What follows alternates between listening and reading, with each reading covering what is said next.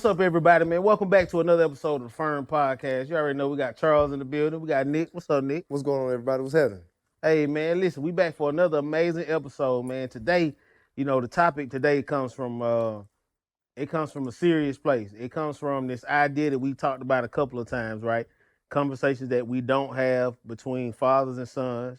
Mm-hmm. The idea that in the Black community, it's not common for us to have these deep conversations and to talk about things, but also it was really reignited from what you've been dealing with personally. Yeah. And so I don't know if you want to tell people, want me to let the folks know what kind of just where you been, this little journey you've been on, maybe last 30 days or so. Nah, it's been wild, man. The last 30 days for me has been like really crazy, bro. I think it's been crazy because career-wise, I've just been going through a lot. I think challenges. I think I'm at this point in my life to where it's like a lot of things are being torn down to be rebuilt. You know what I'm saying? I think it's like kind of like you getting rid of the old to make way for the new. So even like career-wise, just going through some things and sorting through a lot of things, I think for something bigger to come out on the backside of it. But then on September 3rd, I lost my father. You know what I'm saying? And it was crazy because the day my dad passed, I went on social media. And the first thing I saw on social media was a video about Papa was a Rolling Stone. And in the Temptations, they say it was the 3rd of September. That's right. Yeah. That's the day that I always remember because that was the day that my daddy died. Wow. So that was crazy. That was the first thing I saw, and that was the day that my dad died. But losing my father, man, that day kind of just, I think I was good with it because I think I dealt with a lot of things through that journey. But I think losing my father kind of closed a hard chapter because I felt like I always hoped my dad would just get it right in the sense of our relationship. Yeah. But I knew that day that chapter was closed. And I had to deal with whatever I had going on with that place. I had to just say, hey, man, it ain't gonna never be fixed like I wanted it to be fixed. Yeah. You know what I'm saying? So I had to close that piece. So the emotionally just unpacking that to say, how do I salvage the good things from that relationship and just kind of build and make peace with the things that he can't fix now. That's real. So that's been a hard one. And then yesterday, hey, he had a birthday, man, 43, man. Yeah, come on, man. So that's a good thing, man. Hey, man, if y'all ever want to make Nick feel good, pull up on him and tell him he look 28, man. Hey, man. I'm going to tell you that water magical. That boy hate, man. I just drink good water. What you say, drinking good water? Drink good water, Drink man. good water. I ain't Be mad at safe it. and try to remain as less stressed as possible, man. That's real, man. Happy belated birthday, man. Man, Don't look nowhere near 43, man. Hey, man, I try. Ready to give you 25 points on the game any moment. Anytime. Yeah, pull up. Man. He got ready, shoes man. and a ball. Man. He ready to hoop. Man. Ready. 35 and up league, your ass getting 50. Ooh, that's 50. Man. Y'all heard him. 35 and up, man. Dropping 35 and up, 40 and up, 60. Yeah. Every little bracket is going to go up a little bit more, man. I ain't mad at it. But on a serious note, we had this conversation kind of early on, just in our talks. But a while ago, man, I had an opportunity to listen to this guy named Romal Toon. And Romal wrote this book that's, it's basically I Wish My Dad Would. And I heard him speak on YouTube. And the crazy thing was, I think he was invited somewhere to speak for Father's Day.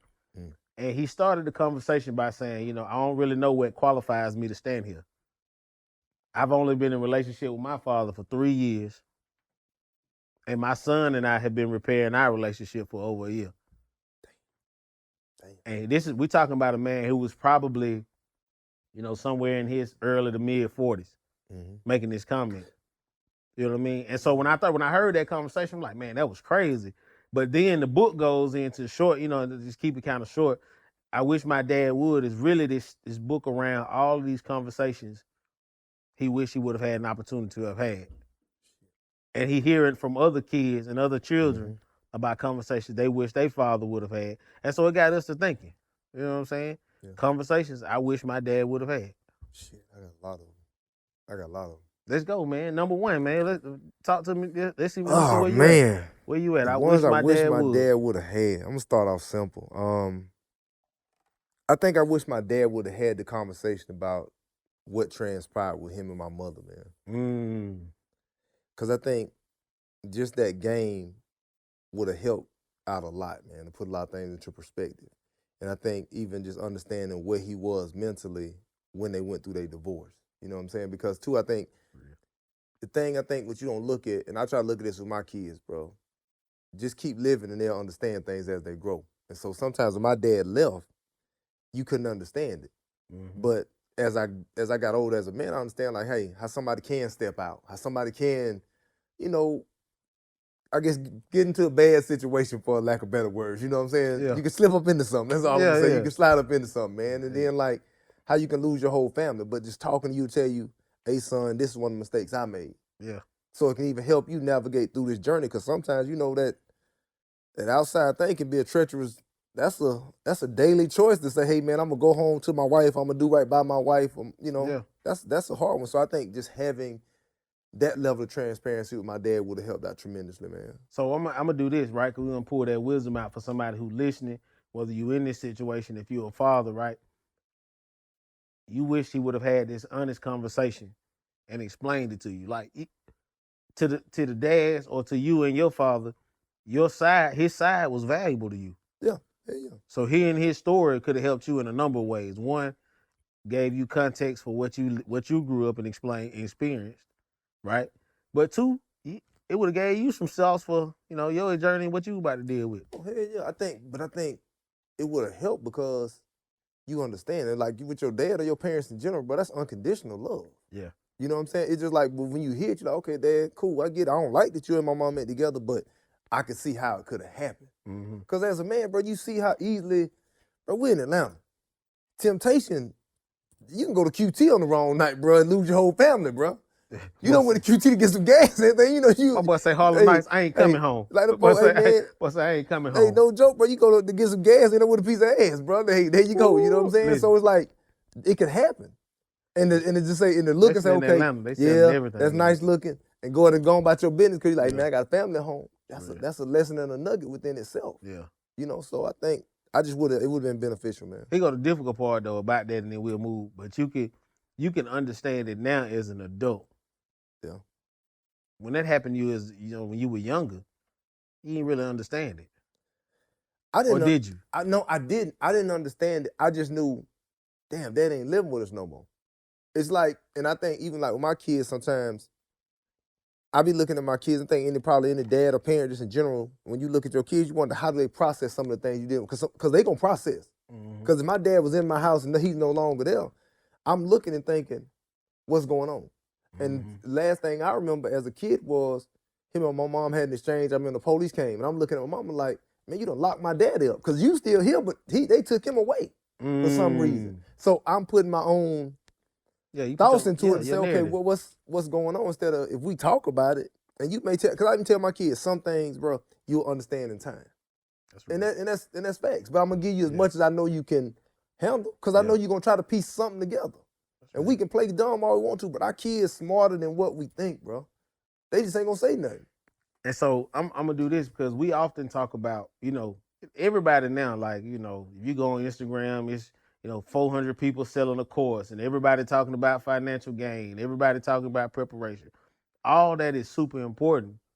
But when it comes to like this conversation of I wish my dad would, I can talk till I'm blue in the face about, I wish we would have had these conversations around finances, but that ain't really where my gripe would be, right? My gripe was really kind of in a similar point. But my often conversation point is, to your point, I wish you would have just told me. Like, what was it? Talk to me. So, I gave y'all a couple of seasons ago. We talked about, my dad experience. For those that don't know, if you ain't never seen the podcast before, I met my dad when I was 15 years old in the aisle of a grocery store. That's about as Atlanta as it can get. But I tell you how your mama said though. Boy, I'm borderline T.O. I ain't lying. Me and my mama walking down the aisle of the grocery store. Man walk up and say, hey, Monica. That's my mama. Shout out to Mama. Dude, love you, mama. Man say, hey, Monica. My mama say, hey, Mark. So that's your dad. Flat like that. In the grocery store. Hit me with one of them. Yeah, I am 15 years old. Like, what? What she say? Like, your brain, like a computer. Wait a minute, what she say? Yeah. Flat like that, like ain't nothing happened. And going about the business. And then she did that like, hey, who, what? Gangster. And then he proceeded to just have a conversation with me like, no, hey, man, what's the weather today? Yeah, gonna be good weather. Golfing Saturday. What you doing? Like, my man. Shit, 15 years. Trying to figure out where the hell you been for the last 15 years, you, my boy, I ain't thank you. So, I can loop y'all back in, but long story short, You know, I played in my real aunt front yard because she was my great grandparents' neighbor. So, you know, we called her Aunt Tony in the neighborhood. Lo and behold, she my real aunt. You know what I'm saying? That's why I say I'm borderline T.O. I ain't live across the street from my T.O. daddy, but I lived across the street from my real aunt, like blood aunt, connected that whole time. Yeah. You know, that's a whole nother conversation. But as it relates to the I wish my dad would piece, you know, it goes back to what we talk about as parenting. I had a conversation with a young man today. The hardest thing about being a father is mustering the courage to talk about the shit you don't want to talk about. I wish you would have been courageous enough to just show up one day and just say, hey, I need to just have this conversation. I'm gonna let the chips be what they may, but we need to talk about why I ain't here, who I am, blase, blase, squaze. Now, would my mama have let that happen? Maybe, maybe not. I don't know. But as far as in my mind's concerned, I ain't never see you try. Yeah. So my thing would be, I wish you would have tried. Shit, but then you label like, do he even care? And he might have cared like hell, but he never had that real conversation with you. And that's the thing, right? Yeah. When you talk about narrative, you leave a whole lot for me to assume when you don't put if you don't put yours in the piece, I can assume and make up whatever I want to make up. Yeah. Part of being present, part of having a say is just the idea that you can, for example, for any one of us in our circle, the mama can tell the child whatever they want to tell the child. But all of us are present in a way that the child can make their own narrative. Yeah. Like you say my dad ain't this, but when I need help with my homework, my dad will come pull up. Yeah. You say my dad ain't this, but see, your dad will come get me from school. If I call and tell him I'm stuck, he gonna pull up. If we got this going on at school, this little ceremony, daddy gonna be in the audience, he gonna take a picture, he gonna smile, he gonna be happy for me. You can say he ain't nothing, but the child got their own experience. Yeah. But if you don't never show your face, I can make up whatever narrative I want to make up. Yeah. See what I'm saying? Yeah. But see when you lead into that though, you think about this. See, that's another conversation I wish I would have my dad, like even like you just hitting on. The power of being transparent and being vulnerable. That's real. See, they wasn't gonna never do that though. They would own whatever narrative it was. They would own it, man. And my dad, he never talked about nothing. And even like me, it's crazy during this journey of me losing my father. Me and my dad's brother, we got a little close and talking a little bit more during this time. And he just kind of was talking about stuff, and he was like, he's not really in his kid's life. And I said, man, why don't you go see your son? He said, well, hell, why don't he come see me? I said, well, damn, bro, you the one caused the problem. You walked out on them. But again, you so high-minded, I'm their daddy, I can't even come down off my pedestal that I put myself on to say, I fucked up. Let me go down here and fix it. That's real. He said, why don't he come see me? And me and him got into a full-fledged argument. I said, bro, you the one did wrong. He was there the whole time waiting on his daddy. My cousin 40 plus years old. He's still waiting on his daddy, man. But you still like, hey, you can't have that real conversation with him. Man, that's, again, it's a conversation that's ongoing. It's one of them things. It's like, okay, at some point we got to be able to man up. But how do we learn that? How do we introduce that skill? Right? Because here go the thing. You talking to, if the son 40, the daddy may be at least 60 plus. Yeah.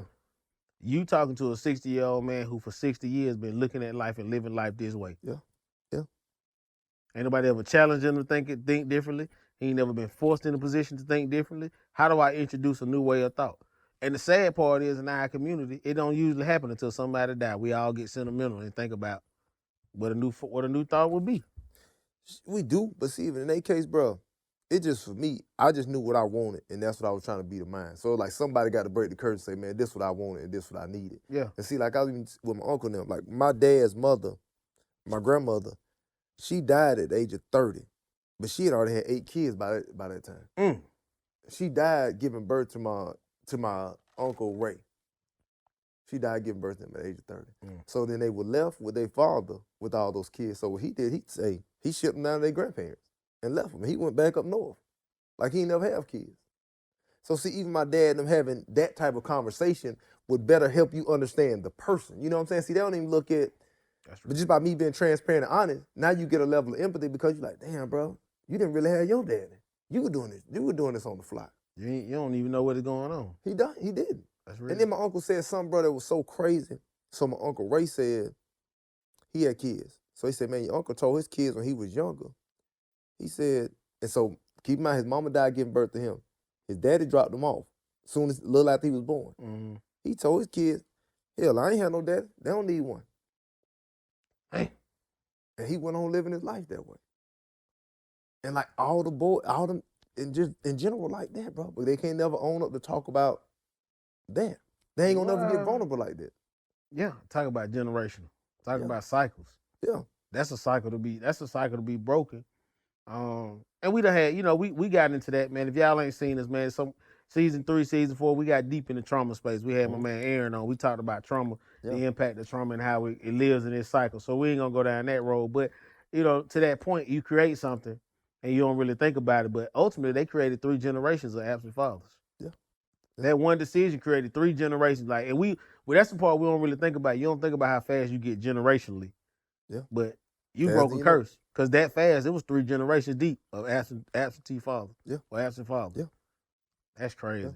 So when it comes to, let me ask you this, when it comes to affection, when you think about affection, right? You tapped into him, having that conversation, but when it comes to affection, what is it that you think you could have learned from your father that would have, helped you be a better man, better father, and or what wasn't there that shaped how you parent today? Affection. I'm looking at twofold, man. Like,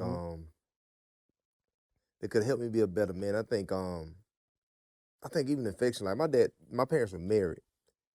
I think sometimes just sitting there talking to them about marriage, because even in my life, like me being 43, never been married, I think sometimes not having that game and that example of marriage has kind of made me overthink it certain times. Because I think sometimes we should think marriage is gonna be this end all, like this fairy tale is gonna fix everything when I get married. Yeah. So and it ain't. It is not. Well, I'm looking at all 3 of it, but it ain't. Tell you. It ain't, man. So but But again, too, I think sometimes I've overthought it through this journey. Mm-hmm. You know what I'm saying? Instead of saying, hey, bro, go ahead and do it. Because you didn't have the old head to say, man, you know what, it's going to be some ups and downs, this, that, and the third, son.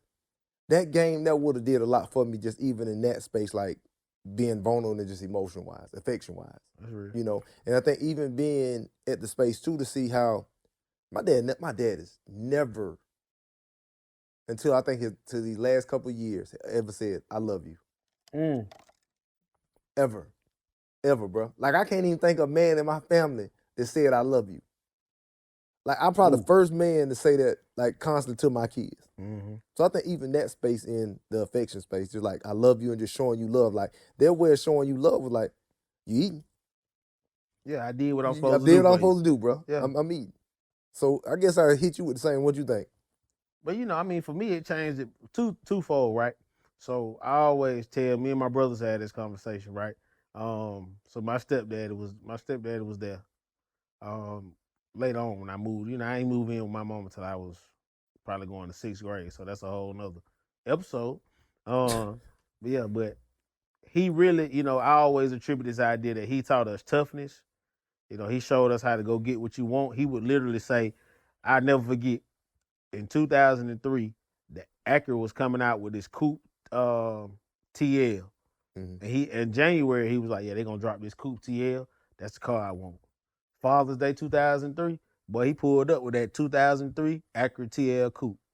So I always say, he demonstrate, hey, if you got something, go get it. You want something, go get it. He demonstrate, hey, this kind of consistency, like, lights going to be on, going to be something to eat. May not be what you want, but it's going to be something to eat.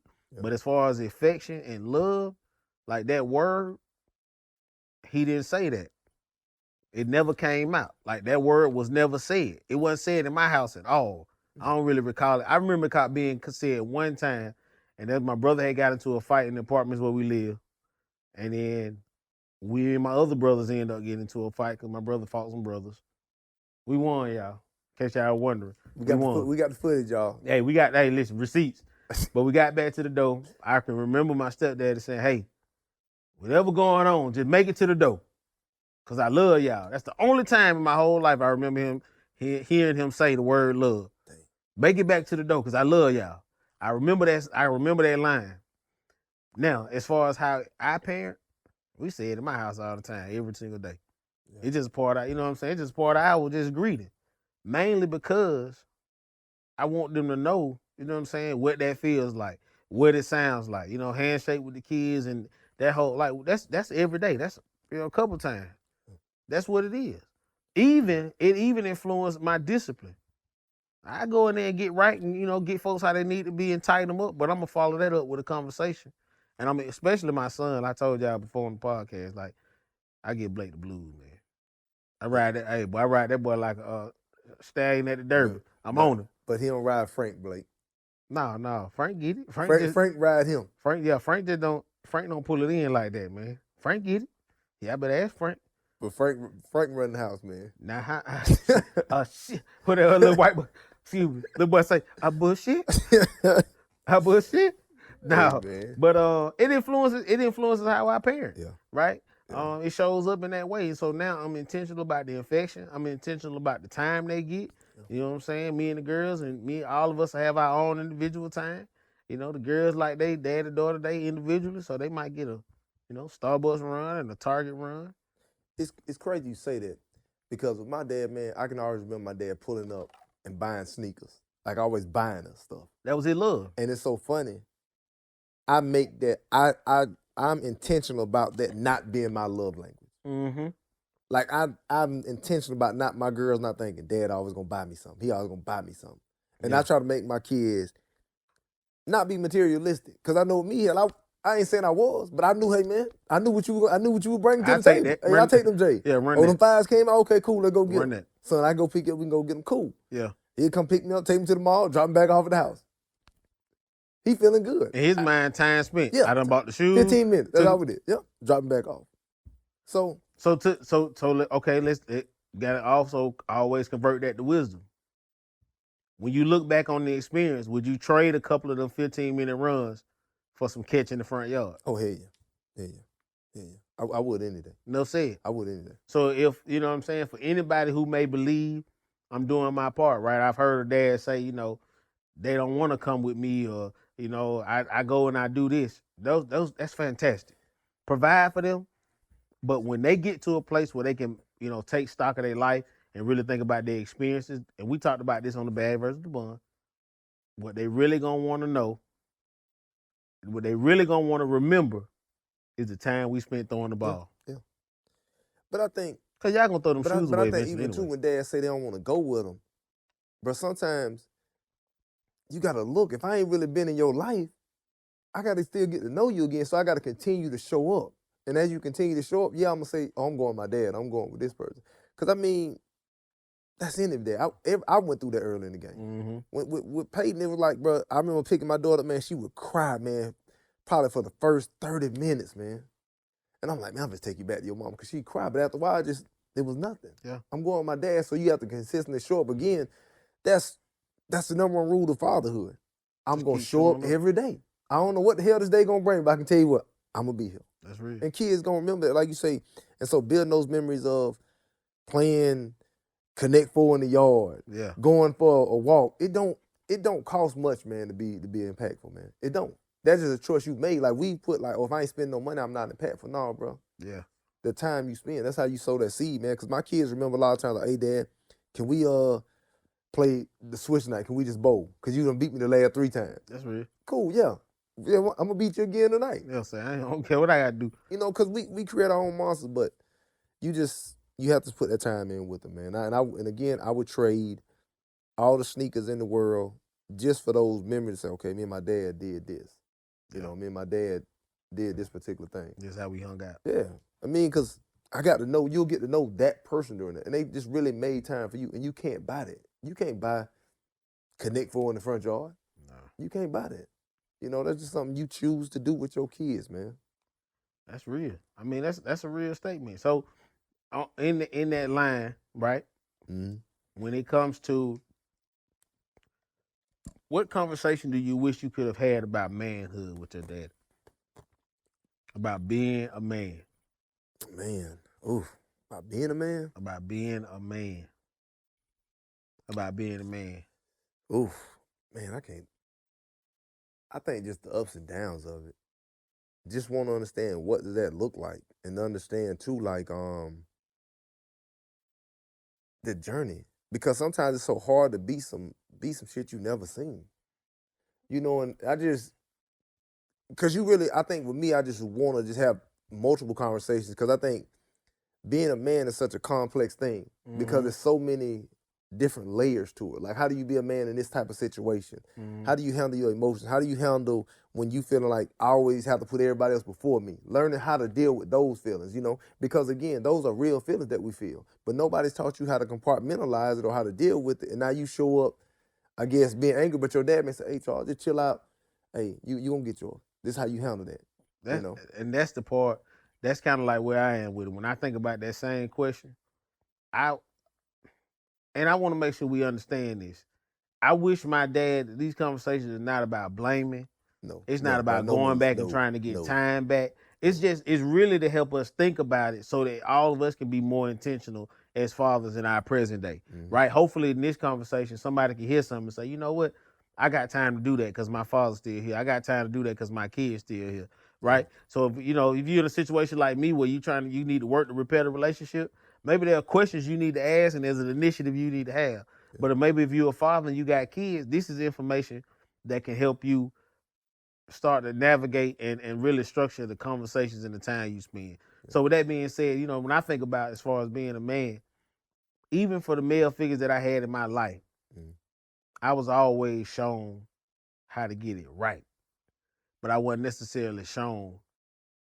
Because there's no vulnerability with us, right? And no transparency, I ain't know nobody else fucked up. Oh yeah. And so what that does is I wasn't free to just, they say fail fast. In the professional world, they tell people fail fast. I wasn't free to fail fast. And if I was failing, I wasn't doing it publicly, which ultimately can help you bounce back faster. It can help you get more help. But because I never saw nobody else fail, I'm like, shit, I'm messing up, man. Damn, I don't get it. I'm failing. You know what I'm saying? It's like you over here just drowning by, like I say, you suffering in silence. You over here just drowning by yourself. You don't even reach out to ask nobody. So that's kind of the thing, even with like when I think about like, my dad having a different presence in my life, I would have been okay just knowing that, hey man, you don't get it right all the time. And that's okay. That's a part of the journey. Cause it took me 30 plus years to realize, hey boy, you just don't get it right all the time.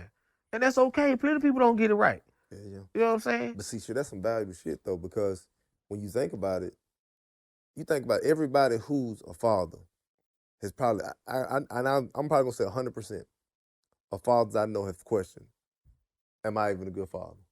Am I even doing a good job? What? If you ain't did that, bro, you ain't really doing it right. Cause it's like you always question, like, am I doing it right? Like you said too, I need to hit them failures. Them failures is really wins at the same time, bro. I need that wisdom. Yeah, that's where it's at. Cause that's what's gonna keep me, one, here. Even when you failed and left, you may tell me some stuff in the middle, like, I left because of this, man. I just couldn't take it. You like, okay, son, but I need you to keep going because this, I got tired and I quit it at this point. That's real. I lost my job. I felt like, hell, I couldn't do nothing for y'all, so I left.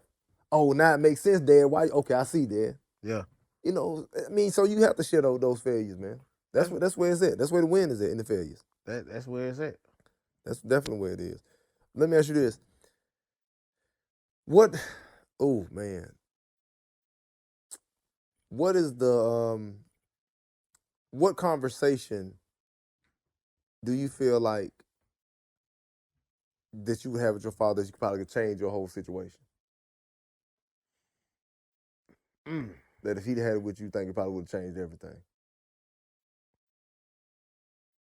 So, it's kind of repetitive, but I can explain it a little deeper in this because of that question. So I appreciate that question. I'm like most, from what I can see, right? The data says this, and from my limited experience of men I can talk to, most men who didn't have their dad, most black men who didn't have their father, really resonate with that Fresh Prince episode. You know what I'm saying? He go through the whole episode. His daddy come in town. Daddy tell him he a grown man now. Daddy tell him he gonna take him in the truck. Then the daddy tell Uncle Phil he can't. Yeah. And he come downstairs. Uncle Phil tell him his daddy gone. He like, man, I don't need him. Then he just break down like, man, why he don't want me? Yeah. So giving a little more light to that. I wish there had been more explanation because I grew up, and I always say this, like my great grandparents were my superheroes.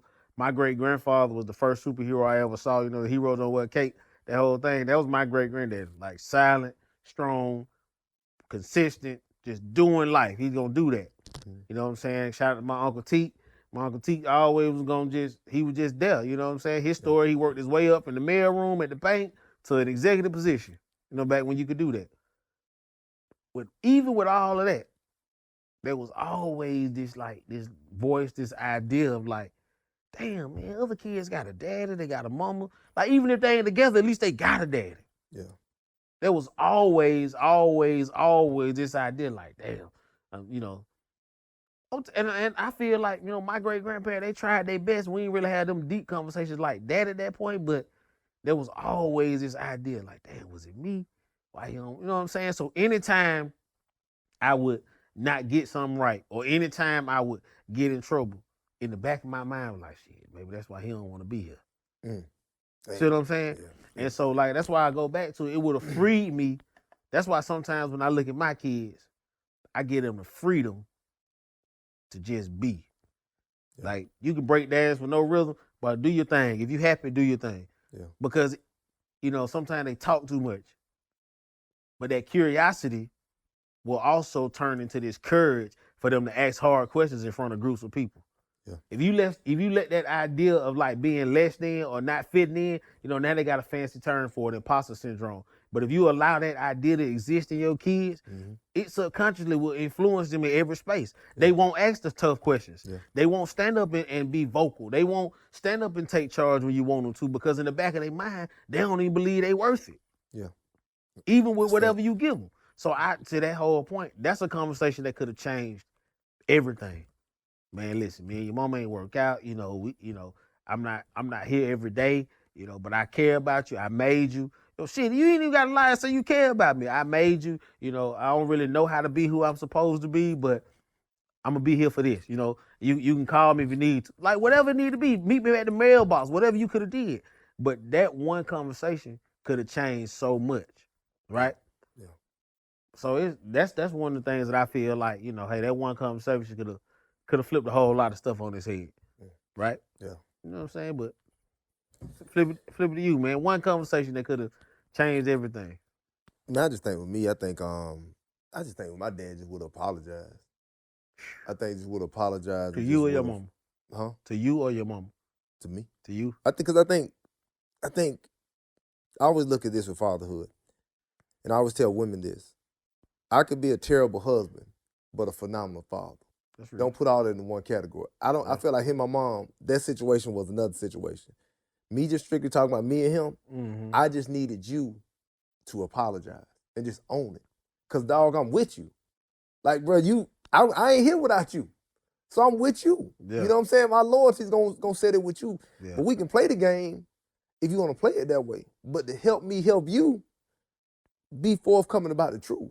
And it's not even just, you ain't even got to tell me that, hey, son, like, kind of like like you just said.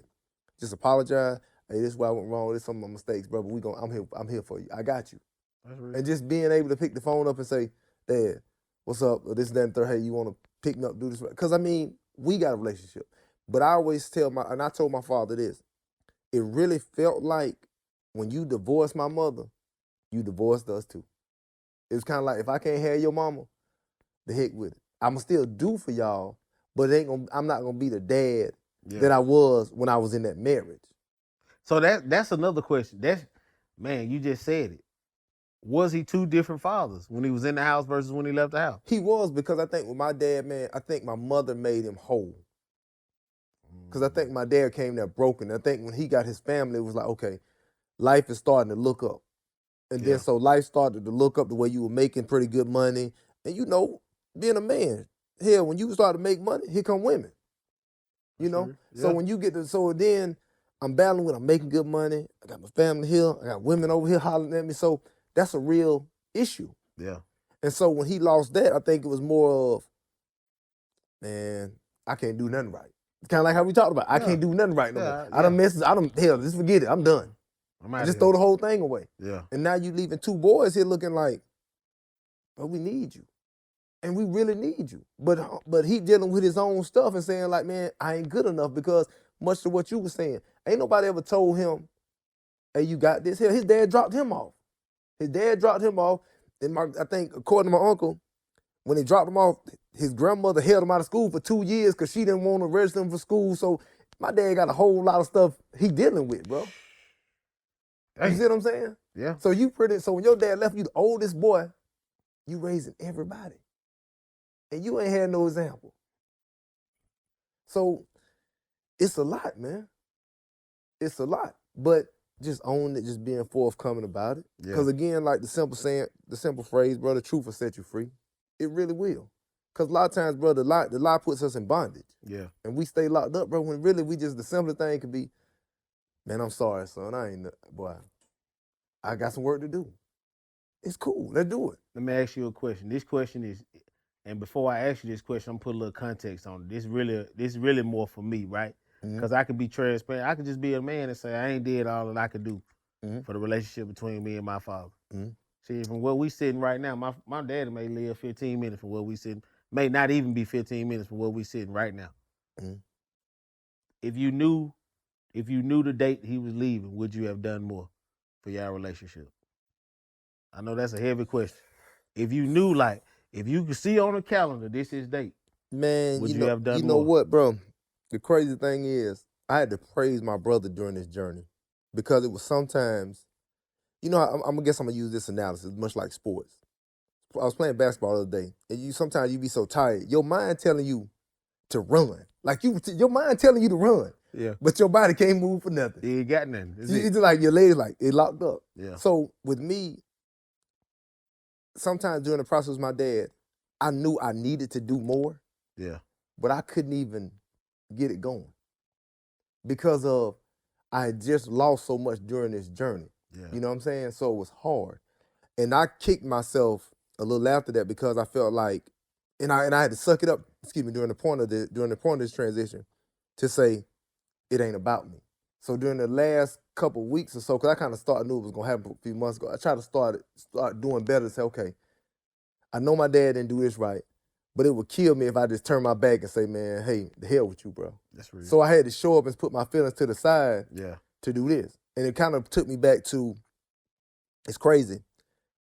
And when I went to college, my dad got burnt right before I went to college. So I had to fly to Augusta to the burn center. My freshman year. So I was in Tifton, ABAC. My mom used to come pick me up every Friday to go visit my dad at the burn center. Now, our relationship wasn't that good, but I'd go see my dad every Friday with her. Fast forward, my dad dies in the same burn center that I used to have to go to every Friday. Damn. So it really, all that kind of came full circle yeah. and just kind of really messed me up. But again, at that moment, I had to get outside of my personal feelings when he got burnt the first time to go get on a plane, fly out there with my dad to be airlifted up there. Then to go see him every Friday. And then even come back full circle again. Had to do the same thing. Get out my feelings and say, okay, my dad need me to be here. How do I suck this up to be here? Yeah, Nick, I know you heard about some things as it relates to their relationship. Yeah. But right now, that got to go to the back. Because you ain't got too many years left with your dad, too much time left with your dad.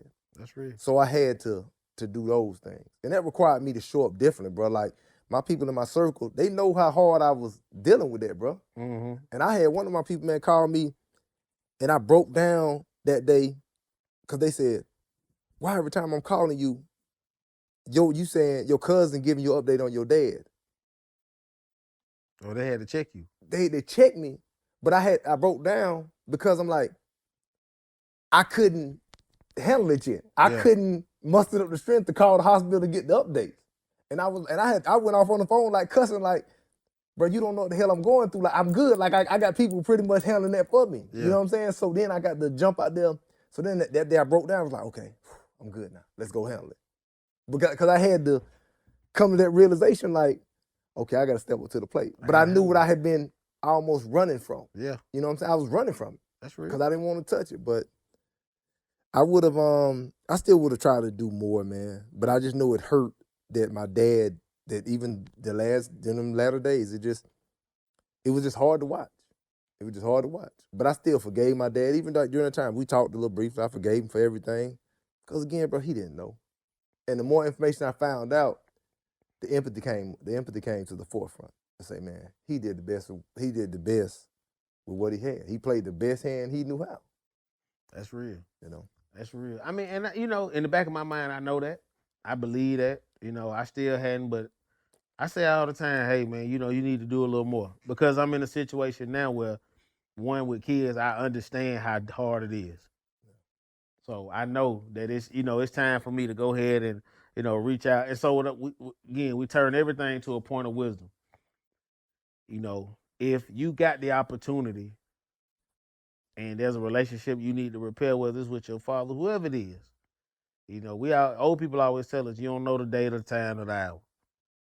Go ahead and do that. You know what I'm saying? Don't wait no longer. Go ahead and make that because two, I want to applaud you for one for being able to still be there, still be able to have that conversation. But two, you also got to wrestle with, you got to free yourself. You know what I'm saying? You got to give yourself permission and free yourself and really forgive yourself because it is what it is. Yeah. It is what it is. With that though, if we got time left to repair those relationships, we should do that. But if you the adult and there's a child being impacted by your decisions, at the very minimum, have that conversation and let them into the story.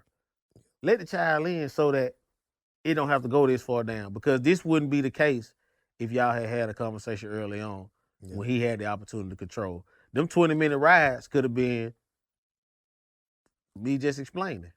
Yeah. Them rides to the mall could have been just explaining. Yeah. You know what I'm saying? So, we can't make ourselves feel good with material things and try to replace our absence. Have a conversation. That's fact. Man, listen, I think that's the episode. That's another one. No. You know what I'm saying? Conversations I wish don't leave your children in a situation saying, I wish I could have had that. Just go and talk to them. Yeah, man. Until next time. Fern Podcast, y'all know.